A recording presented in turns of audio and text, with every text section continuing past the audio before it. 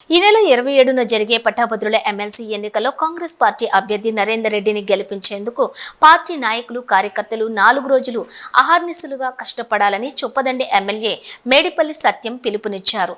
రాజన్న సిరిసిల్ల బోయినపల్లి మండల కేంద్రంలోని private function హాల్లో కాంగ్రెస్ నాయకులతో సన్నాహక సమావేశాన్ని ఏర్పాటు చేయగా ముఖ్య అతిథిగా చొప్పదండి ఎమ్మెల్యే మేడిపల్లి సత్యం హాజరై నాయకులకు కార్యకర్తలకు దిశానిర్దేశం చేశారు. అనంతరం నాయకులను కార్యకర్తలను ఉద్దేశించి మాట్లాడుతూ అధికారంలో ఉన్నది కాంగ్రెస్ పార్టీ, సమస్యలను పరిష్కరించేది కూడా కాంగ్రెస్ పార్టీనే అని అన్నారు. నరేందర్ రెడ్డిని గెలిపించడం ద్వారా పట్టభద్రుల సమస్యలను ప్రభుత్వానికి వినిపించే అవకాశం కూడా ఉంటుందని తెలిపారు. కాంగ్రెస్ అధిష్టానం సూచన మేరకు ప్రతి కార్యకర్త 4 రోజుల పాటు కష్టపడి నరేందర్ రెడ్డిని గెలిపించాలని తెలిపారు. గత ప్రభుత్వంలోని ఉద్యోగాలు లేక చాలా మంది యువత బాధపడ్డారని, కాంగ్రెస్ ప్రభుత్వం వచ్చిన తర్వాత 50,000కు పైగా ఉద్యోగాలు కల్పించిందని గుర్తు చేశారు. కాంగ్రెస్ తోనే రాష్ట్రం అభివృద్ధి బాటలో నడుస్తుందని అన్నారు. కాంగ్రెస్ పార్టీలో కష్టపడ్డ వారికి గుర్తింపు ఉంటుందని, మరో 5 ఏళ్లు సైతం కాంగ్రెస్ పార్టీ అధికారంలోకి వస్తుందని, ప్రతి కార్యకర్తకు న్యాయం చేకూరుతుందని అన్నారు. మండలంలోని నాయకుల నుండి కార్యకర్తలు సమన్వయంతో పనిచేసే ఈ నెల 27న జరిగే పట్టభద్రుల ఎమ్మెల్సీ ఎన్నికల్లో నరేందర్ రెడ్డిని గెలిపించే దిశగా కృషి చేయాలని అన్నారు. ఈ కార్యక్రమంలోని కాంగ్రెస్ పార్టీ మండల అధ్యక్షులు వన్నెల రమణారెడ్డి, రాజన్న సిరిసిల్ల జిల్లా బీసీసీఎల్ అధ్యక్షులు కూన రవీందర్, ఉమ్మడి జిల్లా మాజీ DCMS chairman Muduganti Surender Reddy, AMC chairman Boina Ellesh Yadav, block Congress అధ్యక్షులు భీమిరెడ్డి మహేశ్వర్ రెడ్డి, సెస్ డైరెక్టర్ కొట్టపల్లి సుధాకర్, మాజీ ఎంపీపీ పర్లపల్లి వేణుగోపాల్, మాజీ జెడ్పీటీసీ పులి లక్ష్మీపతి గౌడ్, బొలుముల శంకర్, ఆయా గ్రామాల మాజీ సర్పంచులు, ఎంపీటీసీలు, నాయకులు, కార్యకర్తలు ఉన్నారు.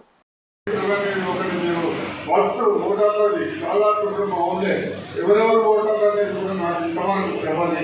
మొన్న నేను చూసిన చాలా చూసిన వెరిఫై చేసుకొని మా ఊరి వాళ్ళు సపరేట్ చేసి ఇంకా ఎవరి ఊరి వాళ్ళు సపరేట్ చేసుకొని వాళ్ళ గురించి కొంచెం ఆలోచించి వాళ్ళ మెంటాలిటీ, వాళ్ళ సైకలాజీ, వాళ్ళు ఎవరి దగ్గర ఉన్నారు, వాళ్ళు ఎటువంటి వాళ్ళు అసలు కార్పొరేషన్ బీజేపీ వాళ్ళు ఉన్నారు, వాళ్ళు అడగకూడదు, వేస్ట్ అయిపోతుంది. అట్లా కొంచెం బ్యాలెన్స్ ఉన్న వాళ్ళు మనం చెప్పుకొని మాకు సైడ్ ఓటేస్తున్నాయి వాళ్ళని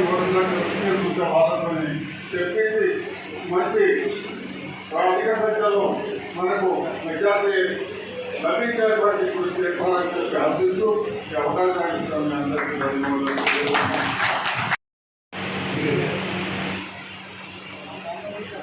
అప్పుడే మాట్లాడా అదే మాట్లాడు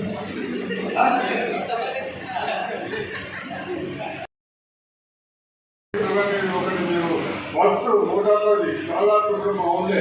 ఎవరెవరు ఓటర్లు అనేది కూడా నాకు ఇంతవరకు చెప్పాలి. మొన్న నేను చూసిన చాలా చూసిన వెరిఫై చేసుకొని మా ఊరి వాళ్ళు సపరేట్ చేసి ఇంకా ఎవరి ఊరి వాళ్ళు సపరేట్ చేసుకొని వాళ్ళ గురించి కొంచెం ఆలోచించి వాళ్ళ మెంటాలిటీ, వాళ్ళ సైకలాజీ, వాళ్ళు ఎవరి దగ్గర ఉన్నారు, వాళ్ళు ఎటువంటి వాళ్ళు అసలు కార్పొరేషన్ బీజేపీ వాళ్ళు ఉన్నారు, వాళ్ళు అడగకూడదు, వేస్ట్ అయిపోతుంది. అట్లా కొంచెం బ్యాలెన్స్ ఉన్న వాళ్ళు మనం చెప్పుకొని మాకు సైడ్ ఓటేస్తున్నాయి. అందరూ మీకు నమ్మకం ఉందా? మీ మీద మీ కాన్ఫిడెన్స్ ఉందా? కాంగ్రెస్ పార్టీ అంటే ప్రేమ ఉందా? పక్క అందరికీ, గ్రాడ్యుయేట్ మిత్రులందరికీ మరియు మీడియా మిత్రులకు నా యొక్క హృదయపూర్వక నమస్కారం. మీ అందరి ఆశీర్వాదంతో కాంగ్రెస్ పార్టీ ప్రభుత్వం కొలువు తీరినాక గతంలో ఉన్నటువంటి టీఆర్ఎస్ సర్కార్ తెలంగాణ ఉద్యమ సమయంలో ఎంతోమంది నిరుద్యోగులను, విద్యార్థులను, ఉద్యోగులను రెచ్చగొట్టి వాళ్ళ ఓట్లతో అధికారంలోకి వచ్చినాక 10 సంవత్సరాలు ఆనాడు అధికారంలోకి ఉద్యోగుల్ని, నిరుద్యోగుల్ని, విద్యార్థుల్ని మోసం చేసింది. ఈ మూడు వర్గాలకు చెందినటువంటి వ్యక్తులు ఈ ప్రభుత్వాన్ని గద్దెదించాలి, ఉద్యోగుల సమస్యలు కానీ, నిరుద్యోగుల సమస్యలు కానీ, విద్యార్థుల సమస్యలు పరిష్కారం కావాలంటే కాంగ్రెస్ పార్టీ ద్వారానే సాధ్యమైందని చెప్పి పెద్ద ఎత్తున ఆ రోజు ఎన్నికల్లో మద్దతు ఇచ్చి కాంగ్రెస్ పార్టీ ప్రభుత్వాన్ని తీసుకొచ్చింది. ఇలా మన ఆకాంక్షలకు అనుగుణంగా రేవంత్ రెడ్డి గారు ముఖ్యమంత్రి కాగానే ఈ రాష్ట్రంలో దేశ చరిత్రలో ఏనాడు లేని విధంగా ఒక సంవత్సర కాలం లోపలనే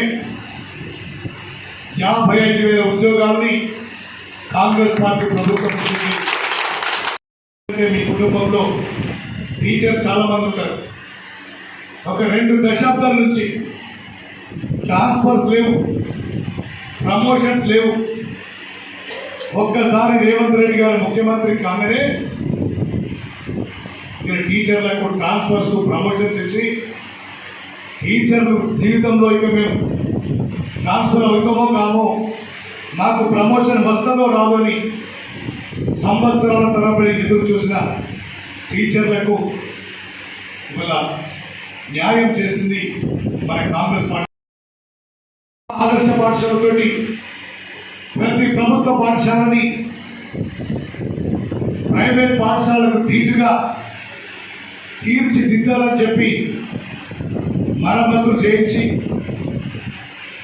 గురుకుల పాఠశాలలో చదివే విద్యార్థులకు డైట్ ఛార్జీలు పెంచి, కాస్మోటిక్ ఛార్జీలు పెంచి ఇలా నియోజకవర్గానికి ఒక ఇంటిగ్రేటెడ్ రెసిడెన్షియల్ స్కూల్ తీసుకొచ్చి,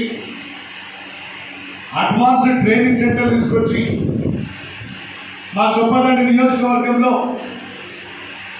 బోయినపల్లికి కూతబెట్టి దూరంలో ఉన్న గంగాధరకు ప్రభుత్వ డిగ్రీ కాలేజ్ లేదంటే అది కూడా ఇస్తానని చెప్పి ఇలా విద్యారంగంలో దేశంలోనే ఒక ప్రథమ స్థానంలో మన ప్రభుత్వం దూసుకోబోతుంది. ఉద్యోగస్తులు కూడా పూర్తి సంతోషంగా మన ప్రభుత్వం మీద ఉన్నారు. ఇలా కాంగ్రెస్ పార్టీ అభ్యర్థిగా నరేందర్ రెడ్డి పోటీ చేస్తున్నారు. నరేందర్ రెడ్డి ఎవరిని మోసం చేయలే, ఎవరి భూములు గుంజుకోలే, ఎవరి దగ్గర బలవంతంగా వసూలు చేయలేదు. ఒక కాలేజ్ నడుపుతున్నప్పుడు ఆ కాలేజ్ సిస్టమేటిక్గా నడవాలంటే కొంత కఠినంగా ఉండాల్సిన అవసరం ఉంటుంది. కఠినంగా లేకపోతే అది కాలేజీ ఉంటుంది. చిన్న కారణం ఏంటంటే మహేష్ రెడ్డి అంటూ చెప్తారు, నా ఫోన్ ఎత్తలేడన్నా, ఏమన్నా ఫీజు తక్కువ చేయలేదు. నిజమే, ఆయన తక్కువ చేసిన అనుకో వాళ్ళ దగ్గర ఉన్న ప్యాకెట్లు కూడా కూర్చోబోతుంది, కాలేజీ ఉండేది. సో చిన్న చిన్న ఆరోపణలు ఉన్నాయి, నేను కాదనట్లే. దాన్ని భూతోదం పెట్టి చూసి ఈ బీజేపీలు ఆయన పోటీ చేసి ఇతర పార్టీ అభ్యర్థులు ఒక చిన్న తప్పును పెద్ద తప్పు చేసి వాళ్ళు ఏనాడు కూడా సరే నరేందర్ రెడ్డి ఏం చేయలేదు. వీళ్ళు ఎవరు ఆస్తులు అమ్ముకొని వాళ్ళ ఇంట్లో ఆస్తులు అమ్ముకొని ఎవరికైనా సేవ చేసిందా? చెప్పు, చేసిందా? వాళ్ళ ఆస్తులు అమ్ముకొని సేవ చేసిందా? నరేందర్ రెడ్డి చేయడం అనుకుందాం, ఇంకా పోటీ చేస్తూ ఎవరైనా చేసిందా? దయచేసి మీరు ఆలోచించండి. మనకు పార్టీ ఫస్ట్, మన పార్టీ బలపరిచిన అభ్యర్థి నరేందర్ రెడ్డి. నరేందర్ రెడ్డి 42 నియోజకవర్గాల ఈ 6 పార్లమెంటు, ఈ 4 ఉమ్మడి జిల్లాల పరిధిలో ఆయన ఎవరు తిరగలేడు పాపం. ఇలా మన గ్రామాలలో కాంగ్రెస్ పార్టీకి మీరే ప్రతినిధులు. రేపు మన ప్రభుత్వం రాగానే ఈజీఎస్ వర్క్స్ కానీ, సీసీ రోడ్లు కానీ, సిఆర్ఆర్ గ్రాంట్స్ కానీ వచ్చినప్పుడు మన గ్రామాలలో కాంగ్రెస్ పార్టీ ప్రతినిధులు ఎవరైతే ఉన్నారో చెప్పండి. ఇప్పుడు ఈ మండలంలో కోట్ల రూపాయల పనులు చేసే సంవత్సర కాలంలో నేను ఎవరికైనా డబ్బులు తీసుకుని ఇచ్చిందా, ఇతర పార్టీలకు ఇచ్చిందా? దయచేసి మీరు ఆలోచించండి. ఇలా పార్టీ కోసం వచ్చినప్పుడు అందరూ కూడా పార్టీ అభ్యర్థి కోసం కష్టపడాలి. వీళ్ళందరు వ్యక్తులు అందరికి నచ్చాలని లేదు. నన్ను తిట్టడం, నన్ను తిట్టరు, కూర్చోడం డిసైడ్ చేసినప్పుడు ఆ అభ్యర్థి కోసం మనమే అభ్యర్థుల్లాగా కష్టపడాలి. అట్లున్నప్పుడే గ్రామాలలో మనకు ఉనికి ఉంటుంది, గ్రామాలలో మనకు విశ్వసనీయత ఉంటుంది. గ్రామంలో ఉన్న ప్రజలు కానీ గ్రాడ్యుయేట్లు కానీ మన నడవడికను మనం ఏం మాట్లాడుతున్నాం, ఎవరి కోసం పనిచేస్తున్నాం, ఏ పార్టీలో ఉన్నాం, అవన్నీ చూస్తాం. రేపు మీకు అవకాశం వచ్చిన రోజు కూడా ఇవాళ నువ్వు ఇంకోటి ఎన్నో కాలిందని అటుంటే రేపు వాళ్ళు నీకు అవకాశం వచ్చాడు ఇంకోదికి చూస్తారు. కాబట్టి సగనట వాడు మనకి చేసి నాకు అక్కడ చదువుకోండి అంటున్నాడు. మంచి అయినా చెడైనా ఒక పార్టీలో ఉన్నప్పుడు ఆ పార్టీ కోసం నిబద్ధతతో పనిచేయాలి, విశ్వసనీయతతో పనిచేయాలి. నేను చెప్తున్నా, ఈ సర్కారు 4 ఏళ్ళు ఉంటుంది, తర్వాత ఎన్నికల్లో కూడా మళ్ళీ మనమే గెలుస్తాం. ఖచ్చితంగా 10 సంవత్సరాలు మన ప్రభుత్వమే ఉంటుంది. కాంగ్రెస్ పార్టీ చచ్చిపోయిన నాడు 2 సంవత్సరాల ముందు రేవంత్ రెడ్డి గారు పిసిసి ప్రెసిడెంట్ అయ్యి ఇక ఇంకెక్కడ కాంగ్రెస్ పార్టీ అని అందరు ఎగతాళి చేశారు, అవమానించారు, అవహేళన చేశారు. ఆ సమయంలో రేవంత్ రెడ్డి గారు ఈ రాష్ట్రంలో ఉన్న అక్కడ ఉన్న కార్యకర్తలు ఒక సైన్యంలాగా ఏర్పాటు చేసి ఏ విధంగా అయితే కేసీఆర్ దెబ్బకొట్టిందో ఇవాళ అధికారం ఉన్నోడు అధికారాన్ని పోగొట్టుకున్నామా, పోగొట్టుకుంటావా?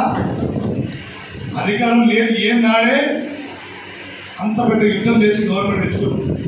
వీళ్ళ చేతిలో రేవంత్ రెడ్డి గారి చేతిలో అధికారం ఉంది.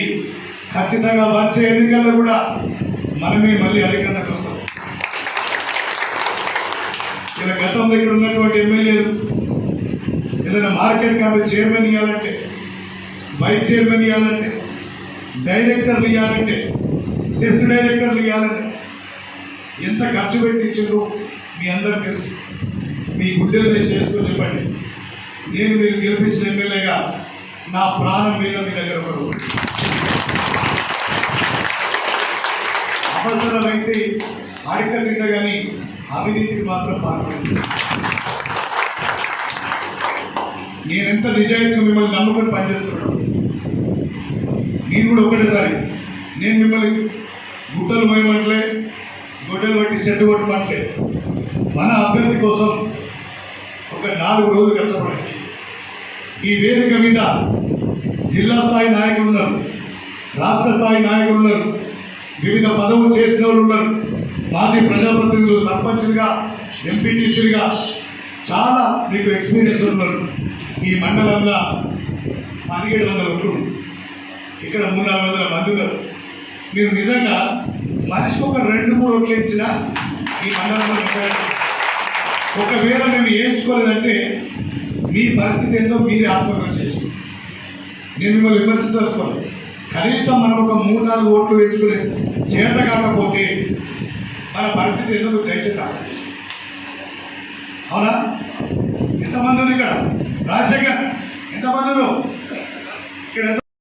మీ గ్రామాలన్నా గుర్తింపు రావాలన్నా, గౌరవం రావాలన్నా, ఎదుటి వ్యక్తి మనల్ని చూడొద్దన్నా, మన గౌరవం పెరగాలన్నా ఈ ఎన్నికల్లో దయచేసి మీరందరూ కష్టపడండి. ఈ వేదిక మీద ఉన్నటువంటి వ్యక్తులు మనిషికి 50-100 ఓట్లకు ఒకరు ఇన్ఛార్జ్ తీసుకోండి. వాళ్ళ నిత్యం వాళ్ళని కలవండి, వాళ్ళతో ఫోన్లో టచ్లో ఉండండి.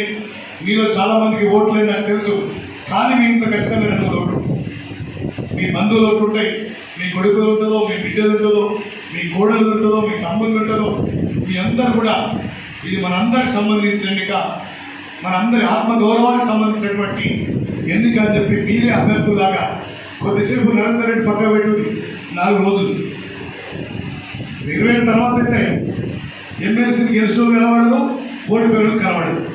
నిత్యం కనిపించేది నేనున్నా, మీకు ఏ పని చేయడానికే నేనున్నా. ఏ ఎమ్మెల్సీ గెలిచినోడు రాడు, ఓడినోడు ఇక్కడికి రాడు. నేను బరాబర్ చెప్తున్నా, మీకు ఎమ్మెల్యేగా 24 గంటలు అందుబాటులో ఉంది. మీకు ఏ పని చేయడానికైనా నేను సిద్ధంగా ఉన్నా.